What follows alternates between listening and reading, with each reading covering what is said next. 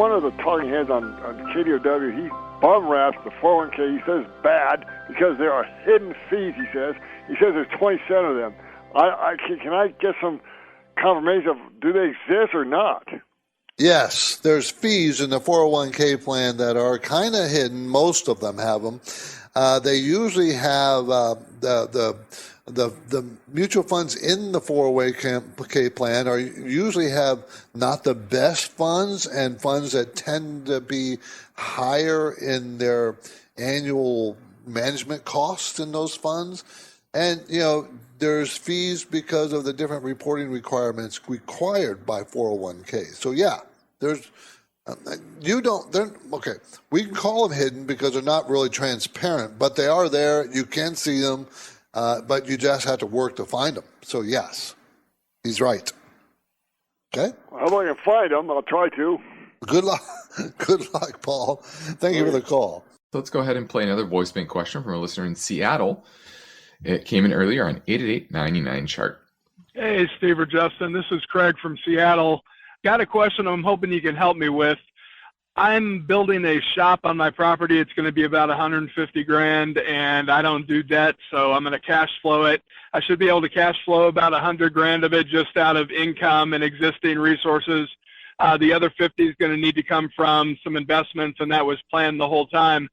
My question is, I've got RSUs with a Fortune 100 company that'll be about $55,000, and then I've also got about a $300,000 brokerage account. My thought is to cash out the RSUs because I've got another 110 unvested, and that continues to grow year after year. They vest over 5 years and pay out quarterly. And because it's already part of my AGI, when they vest, I don't want to add to my AGI and pop into the next tax bracket. But I wonder if I'm missing anything, if it's better to take from the brokerage. Am I better off doing, because they're at a loss this year also, am I better off doing early shares that may have some gain or later shares that are definitely going to have some loss? Really just looking for your insight and to see if my thinking's right on the RSUs or if I'm missing something. Thanks so much. I love the podcast. Bye-bye.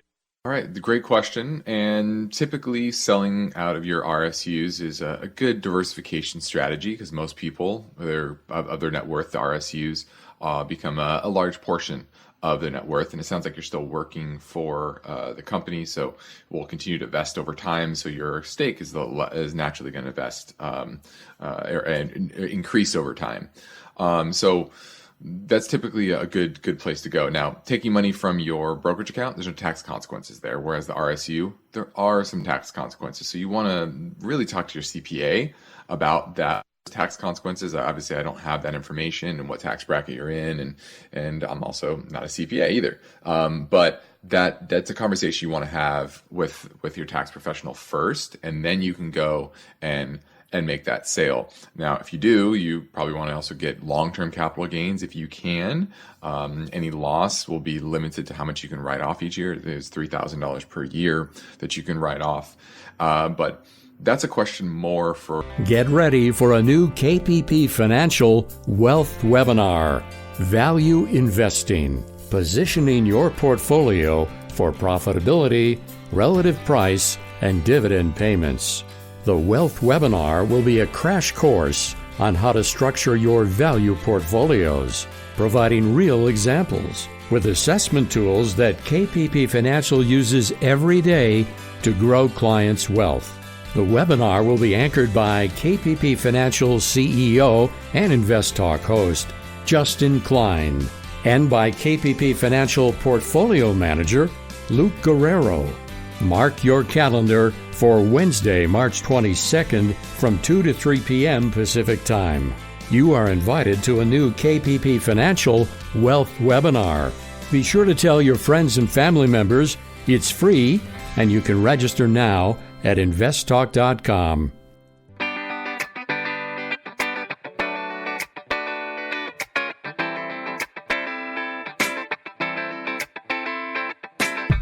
You're listening to an encore presentation of InvestTalk.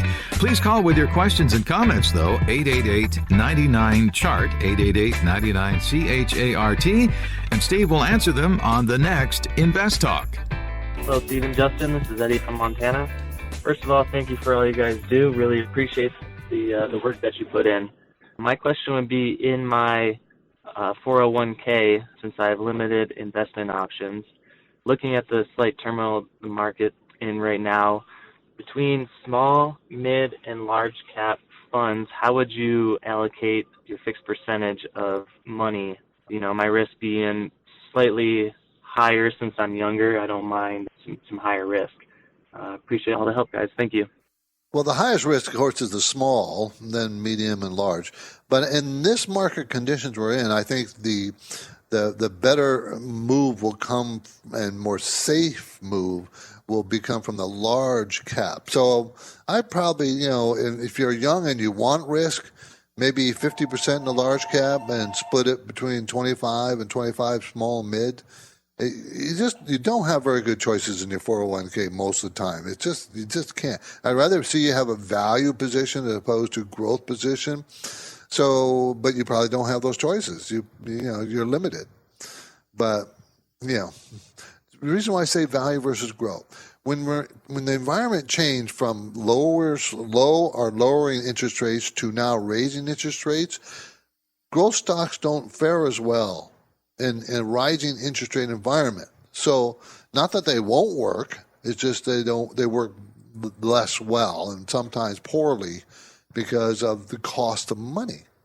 Remember, these high growth stocks usually don't make money. They burn money. They got to borrow it. They got to produce it. They got to get it from somewhere.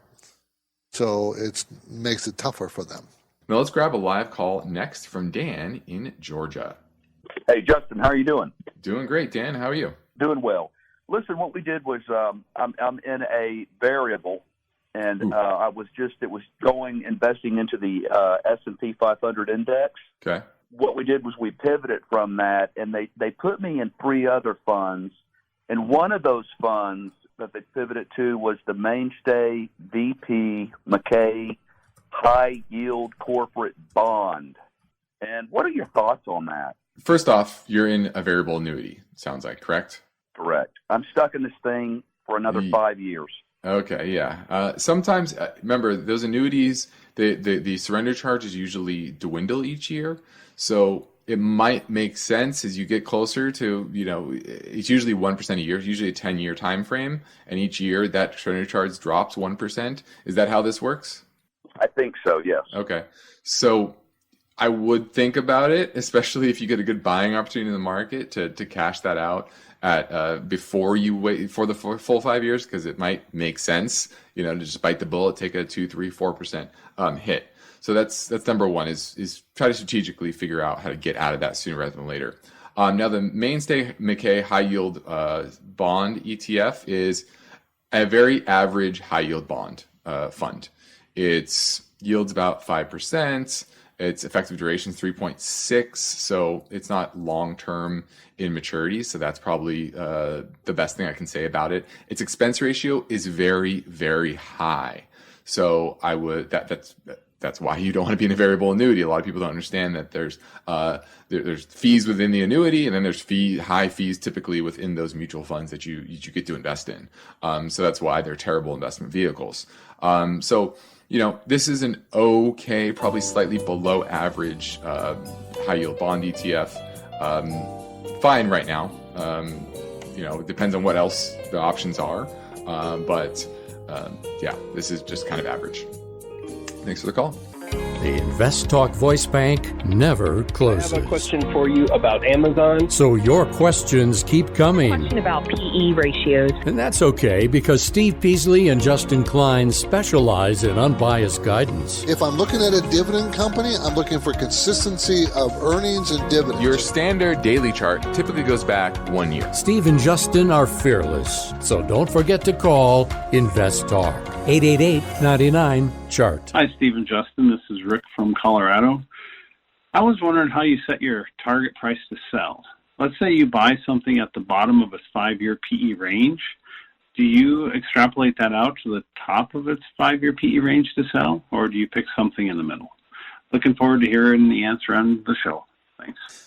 If we use that as a trigger, that just a simple PE, we would use a trigger of we'd probably use the Fibonacci numbers, maybe 60% rise from the top to the bottom of a range that the stock sells in.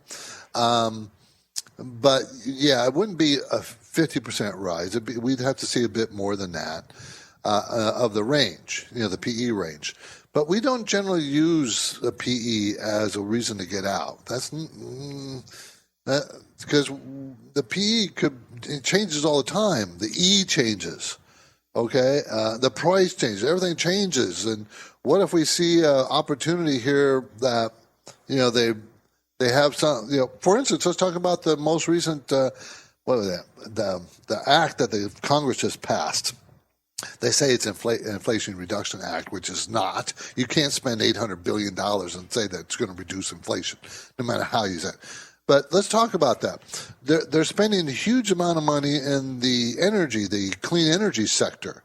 So, I may not, if the PEs go up, I may let it run if I'm in one of those types of stocks that's going to benefit from all the money the government's spending on that over the next 10 years. So, you may not, that's why we don't just use the PE as a range, as a trigger. The PE range as a trigger. I wouldn't suggest that. I would not. Hey, Steve and Justin. Thank you for the show. I'm a relatively new investor. I opened up an account looking to kind of invest for a longer-term goal, like an investment property or something like that. Based on your show, I know that a large portion of my portfolio should include bonds, and I know everyone likes to call and talk about companies and options and things like that, but I was wondering if you could give me a rundown on what bonds you guys like to buy, what I should look for when buying bonds. I know there are a couple different types of bonds, investment-grade corporate bonds, treasuries, things like that.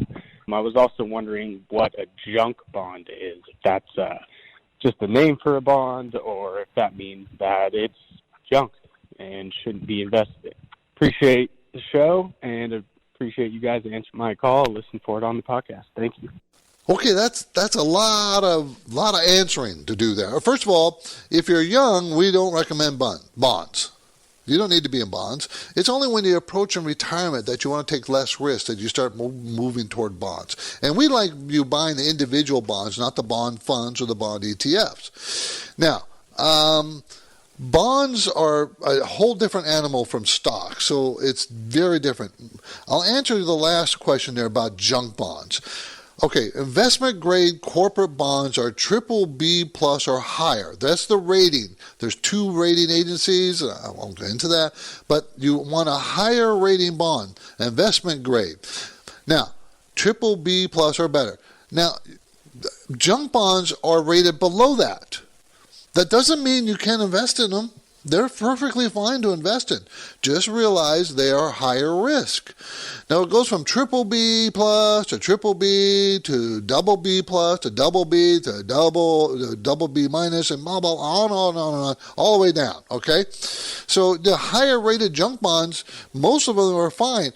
These junk bonds just pay a higher yield. And the problem we've had in recent times is their yields are not enough to make up for the risk. So stay away from the junk bonds. But it doesn't mean you never invest in them. It doesn't mean that at all. Junk doesn't mean it will go under. But junk bonds have a higher percentage of going bankrupt and not pay the bonds back than investment grade. But still, you still can invest in them. You just got to be careful. You're listening to InvestTalk, everybody. I'm Steve Peasley. We want to answer your questions. Our listener line number is always ready for you, 888-99-CHART. Beginning our experience, we're here to answer your question. Variable annuities. You kind of talked about this on a previous podcast, but essentially I'm wondering your thoughts on these indexed variable annuities that have buffer protection. One was kind of came up in a discussion with me and another financial advisor, and they seem like a great deal. Let's say you take an IRA and you put it into indexed variable annuity. The downsides to this are the illiquidity because there's surrender charges for 6 years. But if you don't need this money, say, you're my age, late 20s, early 30s, you don't need this money till retirement anyways. The illiquidity isn't really an issue because you don't plan on touching it anyways, assuming it's not a Roth IRA. And they seem like a great deal, and I wanted to get your thoughts on it again. you have these buffers, downsides or illiquidity. You put it in an S&P 500 index fund, let's say, where you're tracking the S&P, and maybe the S&P is still not weighted exactly how you would put together an ideal portfolio, but given the fact that you have this buffer and the fact that also the majority of money managers don't outperform the S&P index to begin with, it seems like a pretty good deal, but I just wanted to get your thoughts. Okay, thanks. Bye. Okay, indexes is a good deal. I like indexing. You don't need to hire people like me if you don't want to. But annuities are expensive. You were talking about the buffer. Maybe I need to explain that quickly to everybody, what he's talking about. Some of these annuities now, and they're indexing annuities. It's an index annuity, so all it does is buy the index, okay? They buy a mutual fund, an index mutual fund. So you got to pay a fee to the annuity and pay a fee to the mutual fund. And, of course, you can't get out, or you can, but it will cost you a lot of money because they're selling this. Someone's getting commissions, usually 5% of whatever you put in goes to the salesperson. So you got to usually hold on to them for 10 years. But if you're a long-term holder, like he suggested, that doesn't really worry about anything like that. So remember, and there's two kinds of annuities. There's a fixed annuity and a variable annuity. We're talking about a variable annuity investing in an index. The guarantee that they're talking about, the buffer he's talking about, means that they guarantee that you will never lose money. The value of annuity will never go below your initial investment. And how can they say that? I mean, what happens if the market crashes? They'll still guarantee it. Now, it's not much risk to them, and there's not much danger for you, because there's been no period of 10 years, well, maybe one in the last 100 years, where the stock market ended up being down. So looking forward 10, 20, 30 years, they pretty much know that, and everybody knows that the market's going to go up. It has an upward bias of 8 to 10% a year. So then that guarantee, I wouldn't pay much attention to it. I don't think it has much worth. And if you want an index, why don't you just buy an index, not through an annuity? They don't have to pay a commission to somebody. Remember, you're paying that commission. Well, that means that you put in $100,000, you're not really putting in $100,000, you're putting in $95,000. But if you bought an index yourself, you're putting up the whole $100,000. So I would do that rather than buying an annuity. Just my suggestion. This is InvestTalk, made possible by KPP Financial, where they describe their services as independent thinking, shared success. And this philosophy is why KPP Financial can be of great value to investors. KPP principals Steve Peasley and Justin Klein are committed to unbiased guidance. They don't upsell clients into expensive and questionable investments. Instead, Steve and Justin provide honest opinions and proven strategies based on the individual's current portfolio and risk tolerance. Working with KPP Financial, you can be assured of consistent dedication toward the goal of helping you achieve financial freedom. You can get things started with a phone call or a simple message through InvestTalk.com. The InvestTalk radio and podcast continues now. The phone lines are open. Call with your questions. 888-99-CHART. Hi, Steve and Justin. My name is Todd in Colorado, 6-month listener here. Love the show. I have a question about where to store holdings for stock buying and investing. I have an IRA, but it's maxed for the year. Is it wise or even legal to have several IRA accounts? Or what is the best way to set up accounts to invest from? Anyway, appreciate everything you guys do. Love the show, and I look forward to hearing the answer. Have a good one. No, don't set up several IRA accounts. Don't do that because, first of all, you're only limited to a certain amount every year, and you can't have other accounts and put money in them because you can't write them off, and there's no reason for that. And the government might think that you're trying to avoid taxes illegally. So don't do that. That is not a way to do it. If you have extra money, you just put it in the market. You open up a regular account, an individual or a joint account, and just invest it. That's the simplest way you can do it. If you want to sit on cash, you can sit on cash and wait for an opportunity you think that the market's going to provide. So, but just Don't try to open a number of IRAs. I'd like to see you have both a Roth and a regular IRA, but most of the time 401k is fine, and then have a Roth IRA because your employers. This is the smell of the leftover tuna fish sandwich you left in your lunchbox over the weekend in a wimpy trash bag. Wimpy, wimpy, wimpy! Blech! And this is the smell of that same sandwich in a hefty, ultra-strong trash bag. Hefty, hefty, hefty! Ah, smell the difference? Hefty Ultra Strong has Arm & Hammer with continuous odor control, so no matter what's inside your trash, you can stay one step ahead of stinky. And for bigger jobs, try the superior strength of Hefty Large Black Bags. The last thing you want to hear while listening to your favorite podcast is another gimmicky ad. NJM feels the same way. It's why they provide award-winning service without the use of mascots or repetitive jingles. And when you upgrade to NJM, you could even save on your auto insurance. Better service and possible savings? Sounds like a win-win. No jingles or mascots, just great insurance. NJM. Visit njm.com/podcast for a quote to see how much you could save on your auto insurance.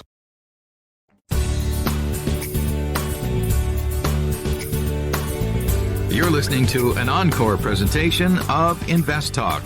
Please call with your questions and comments, though, 888-99-CHART, 888-99-CHART, and Steve will answer them on the next InvestTalk. Hey, Steve or Justin, this is Vince from Orlando. I've got a question regarding 401 allocation. Previously on an episode, Steve had mentioned to have, when you're under 40, to have 25% for small cap growth or value, 25% for mid cap, 25% for large cap growth, and 25% in international. But my 401k features some retirement funds, like retirement for 2060, 2055, 2050. Just wondering, what do I do with those? Do I invest in those if those are my targeted retirement date? Appreciate the insight. Thanks. Well, it depends on your philosophy. Now, I would say always lean on the value side, not the growth side. So you're talking about small and mid cap and large cap, especially in this market. Lean on the value side. So don't be heavily invested on the growth side of the market. And then when it comes to your target-dated funds, you could allocate a little bit to them, but it wouldn't be ideal. It's a good set it and forget it. If you never want to do any work and you don't want to think about it, it's fine. The problem with it is that it is mainly going to be invested in index funds. And obviously we've talked about how those are poorly set up for this inflationary world when you're overweight, really the wrong sectors, technology and healthcare. So I would not put a ton in those target dated funds. I would try to be a little bit more strategic, but also once again, depends on the type of work you want to do. But I like what you're talking about, the 25, 25, 25, 25, and splitting that between small, mid, large, and international, but lean on the value side. Thanks for the call. Okay, let's pivot to an InvestTalk voice bank for a question that came in earlier, 888-99-CHART. Hey, how you doing, Steve and Justin? This is Will from New Orleans. I'm giving you a call on, it's not really a stock question, it's more like a economic question. I see China is going through it with these, I think it's Evergrande. Evergrande is having I think they're missing a payment or something. I'm not too, familiar of the exact wording, but I did read that they have ghost cities in China. And it just seemed like China is just doing a lot of falsified things, like they're just hiding the real truth and just putting out information. So my question is, I see Bridgewater, the world's largest hedge fund, sold $1 billion worth of Chinese stock. So I'm thinking, what do you think about the Chinese economy and what domino effect will that bring to our economy if Evergrande, collapse? Just give me your thoughts on that. Thank you. Actually, it's a very good question. Evergrande is a builder, one of the biggest, largest builder in there, and they were building apartments, apartment buildings, selling to the public, and they were selling them before they even built them. And how they got the money? Okay, they got the money through bond sales, and municipal bond sales and stuff. And so it's kind of a domino effect. They can't produce any more money. They ran out of money, and they didn't finish the buildings. Some of them they didn't even start, and the people have already bought the buildings, have mortgages that they're not paying. It's kind of collapsing. I think their economy is really in trouble. I saw a report that the economy is going to grow 4% this year. But you know what? You're right. We don't really know. They can hide a lot. They can't hide everything, but they can hide a lot. One thing it should tell us is that the demand on commodity prices commodities are probably going to go down. Because you can't imagine how much pressure China puts on commodity prices and commodity supplies. So that's probably going to ease off a bit. They're still growing, but it's going to ease off, and I think that will help us get control of the inflation here in the United States and other places of the world. But one of the issues of inflation here in the U.S. that I don't see us controlling is wage inflation. I don't see that, with the jobs we have and the jobs available and workers, not going back to work because they don't feel like it and quitting their jobs, a high quit rate and demanding better benefits. And it just seems like wage inflation is going to continue. But that's a very good question. I think China's economy is in a lot worse shape than that we know. And we probably will never know. They've been hiding it for years. This is InvestTalk, made possible by KPP Financial, where principals and InvestTalk hosts Steve Peasley and Justin Klein are independent financial advisors. For clients, they are fiduciaries. Steve and Justin have a duty and a commitment to always place the interests of their clients ahead of the firm. This is different from the way many other organizations operate. And one way you can realize the benefit of an association with KPP Financial is to know that KPP practices parallel investing. This means that the personal investment accounts of KPP principals participate with client investments at equal prices and percentages. It's an important difference. You can learn more anytime at investtalk.com. Or reach out to Steve Peasley and Justin Klein by emailing or calling their Irvine, California office. The InvestTalk radio and podcast continues now. The phone lines are open. Call with questions, 888-99-CHART. Hi, folks. This is Ben from Connecticut. I'm just calling about some of the fundamental analysis that you guys do, what type of metrics you look for, without giving away the secret sauce. Basically, I'm curious on what numbers you look for in the ratio of EV to EBITDA, and then price sales, and then price to book. So if you guys could provide a kind of range that you use to determine the value in that way, it would be helpful for my own fundamental analysis. Thank you. Love the show. Been listening to it for years, and I await a response. Thanks a bunch. Okay, I wish it was as simple as just to give you the numbers and say this is what you look for. But you have to break it down by sectors and types of industries because, you can't compare a tech growth stock with an industrial stock. The numbers are very different. The PE ratios, the earnings, the EBITDA, everything is very different. So it's not that simple, okay? You do know that the overall S&P 500 PE ratio is between 15, 16. So in general, that's, you don't, if you're a value investor, you want to pay less than that. But if you're a growth investor, you're going to pay more. See, and then it winds down to the individual stock positions from, sector analysis to the economic projections to sector analysis to the individual stocks and how they perform against each other. It is just not as simple. I can't just say, okay, I'm looking for, I can say stuff like we look for rising profit margins, rising, not falling. Stay away from falling. We like to have value plus growth in the stocks we buy, generally speaking.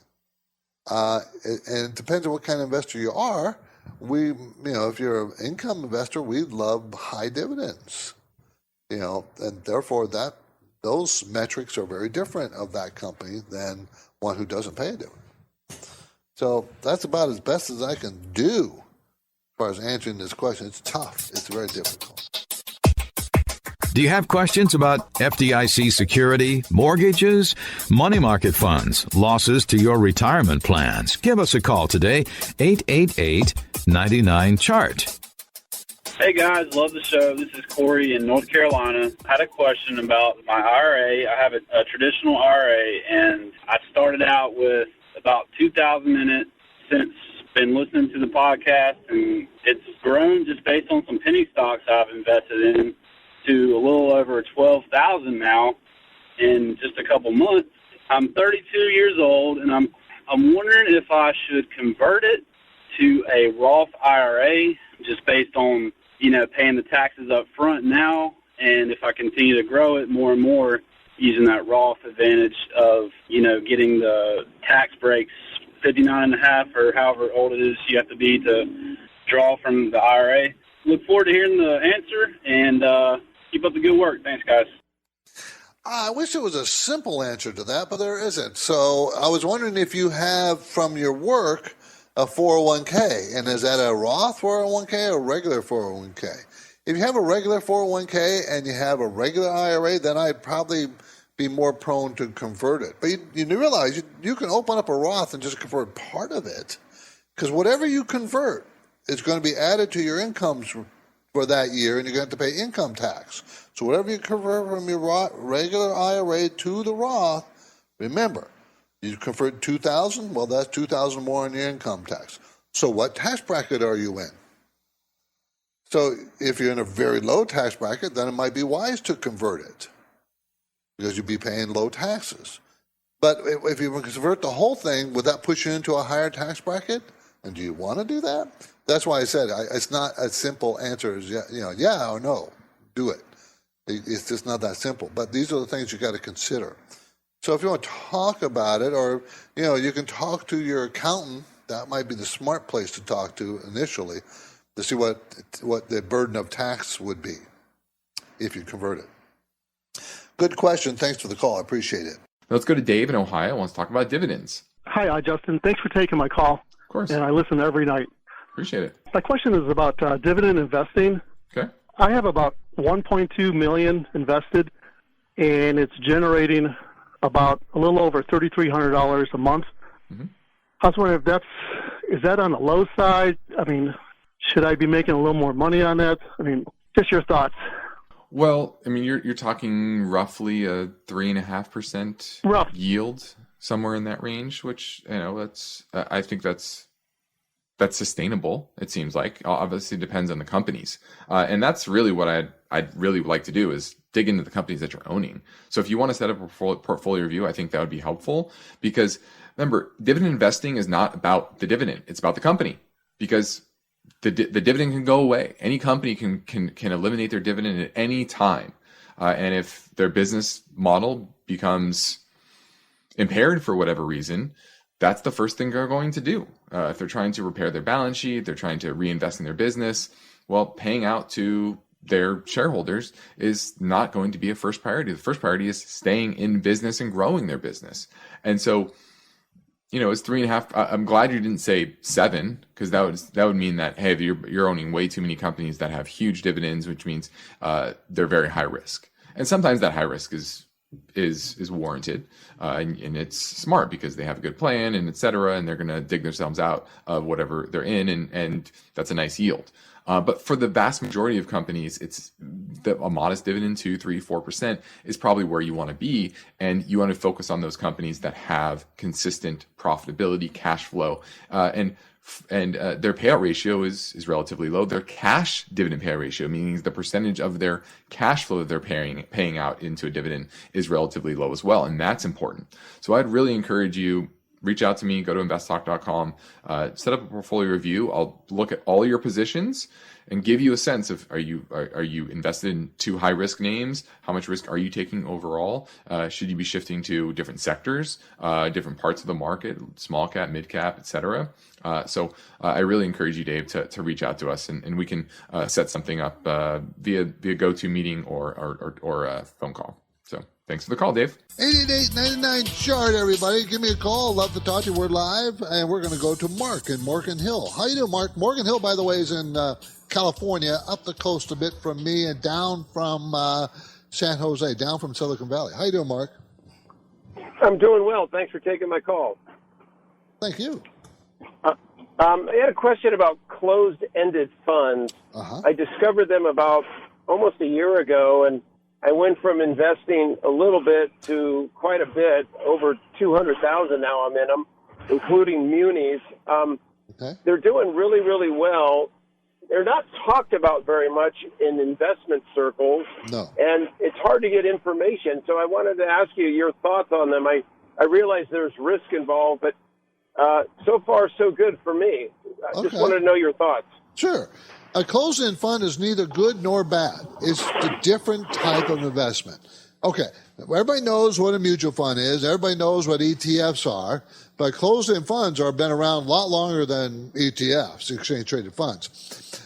What's the difference is between a mutual fund, an ETF, and a closed-end fund? The closed-end fund has a finite number of shares.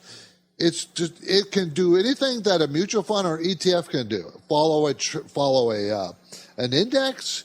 It can buy and sell stocks. It can be a bond closed-end fund. But being that it has a finite number of shares, like a company, like a stock company, it can sell at higher than the net asset value of the fund's holdings. So, an open-end fund, which is a mutual fund or an ETF, means it always sells at what is the value of the holdings it has. A closed-end fund can sell at a discount to the value or a premium to the value. So you can buy a closed-end fund and you can pay more than what it's really worth. The holdings are worth less than what you have. Or you can buy at a discount and the holdings can be more. So don't think that it's really that different of an investment than all the others, other than it can sell at a discount or a premium. Of course, you would like to buy it at a discount because you're getting the stuff that it's holding cheaper than the market value is. But there's nothing wrong with having them. There's no magic there. It's just that if you buy a good closed-end fund, you get a good managed fund. There you go. You get the assets that's in the fund. Okay. So they're fine, Mark. There's nothing wrong with them at all. Nothing wrong with them. But you do want to know if you're buying at is it trading now, as they've done very well, as you suggested? Is it at a premium to what the holdings are? And maybe you want to, sell some because it's at a premium. Okay? Now, if you have a question about a stock or an IRA, college savings plan, well, maybe buying a house, mortgages, reverse mortgages, we're here for you. 888-99-CHART, 888-992-4278. Any particular research or buy any research or make your trades based on any outside research. But I'm wondering if there's any investors, besides Warren Buffett, where you kind of just follow their moves and don't make the trades based on it, but it just kind of piques your interest. If there are any investors you kind of are interested in what they're doing. Just a question I've been wondering. I'll be listening for your answer on the show. Thanks. Sure. That's a great point there, that you never want to make a decision based on one thing. Warren Buffett buys it, so I'm going to buy it. It's a terrible way to make a decision. The risk tolerance level for Warren might be different than yours, and his overall portfolio construction might be different than yours. You maybe disagree for his reasons why he's buying that particular company. And Warren's been wrong. Throughout his history, he's been wrong plenty of times, just like we all are. We're all wrong. So, you're not going to guarantee yourself a profit by investing the way one particular investor invests, because we all make mistakes. So what you want to do, though, is maybe, like you said, spark your interest in a particular name, do a little more background research, look for other opinions, look for the risks, as well as understanding the upside, and then making a fully informed decision. Then you can go and make the trade. Are there others that would like? Yes, Seth Klarman. He's a big hedge fund guy. On the bond side, I do like Jeffrey Gundlach. I think he's very astute, and he understands kind of the macro dynamics Ray Dalio is also very good. Bridgewater's quad matrix is a good way to understand over and underweight particular sectors. So those are helpful. But for example, Ray Dalio, I don't buy into this China is going to surpass us type of thing the way that he speaks about. So it's a good example is where I don't agree with him, even though I respect a lot of his thinking. So make sure you take anybody's opinion, including my own, with a grain of salt. Hey, how's it going, Steve and Justin? I have a quick question in relation to options trading. Appreciate all the insight and knowledge. I've kind of taken that and been able to implement it into a trading strategy that I've done quite well with. So my question is kind of related to tax implication associated with it. I know these are all short-term gains. I just wanted to know if there was any avenue to offset this, or when you're dealing with short options, you're just kind of stuck with paying this high tax rate. So I'm looking forward to hearing the answer on your show, and thank you again. Yeah, you're right. Option trading, that's short-term capital gains, and the only real way you can deal with that is end-of-year tax loss selling. In December, look at your positions. Maybe there are names you can switch out, positions you can switch out. Maybe you're long Exxon and you sell Exxon and, at a loss, and you buy Chevron, for example, something very similar, and you can take that loss but still keep access to that particular sector, for example, or type of company. Same with options, right? You're probably going to be down on some options. Take some losses before year end, rotate those into some similar type of names. So tax loss selling is really all you're going to be able to do to mitigate those gains. Yeah, that's the point of options. It's speculation, and speculation is not taxed at long-term capital gains. The point of long-term capital gains is to get you to hold for over a year, and most of the time, in the option market, you're not doing that. Thanks for the call. Hey guys, this is Dan from Seattle. You guys manage my portfolio. I just wanted to say thanks. You're doing a great job with it. But I manage my niece and nephew's Roth IRAs, and I just had a quick question. I have them in the 3-fund portfolio with 3 ETFs, SCHG, SCHV, and SCHA, which is large cap growth, large cap value, and small cap stock or ETFs, all through Schwab. And what we do is every month we go in and we buy whichever one is down the lowest. So we've been buying lots of value over the last 2 years, and now we're buying lots of growth. And I know you say growth will probably underperform, but with them having such long time horizons, they're both 20 years old, 18 and 20, is that a good strategy just to keep buying whichever one's dipping the most and not letting them get too unbalanced? But I just wanted to see what you thought of that 3-fund portfolio and that strategy. Thank you. Frankly, there's nothing wrong with it if it's a long-term outlook, because there's times when value outperforms, there's times when growth outperforms, and we've been dealing with growth outperforming for a number of years, and we feel, Justin and I feel that values turn. But that doesn't mean growth doesn't work. It just means that value should perform better for a while. How long? We don't know. I mean, no one really knows these things, but I think a good spread that you have, and ETFs are spread out broadly into the sectors they're in, I see nothing wrong with you holding on to that. It will be fine. InvestTalk is a trademark of KPP Financial. Because of the nature of the interactive dialogue inherent in the format of this program, it's important for the listener to understand that not all comments made will apply to them. Specifically,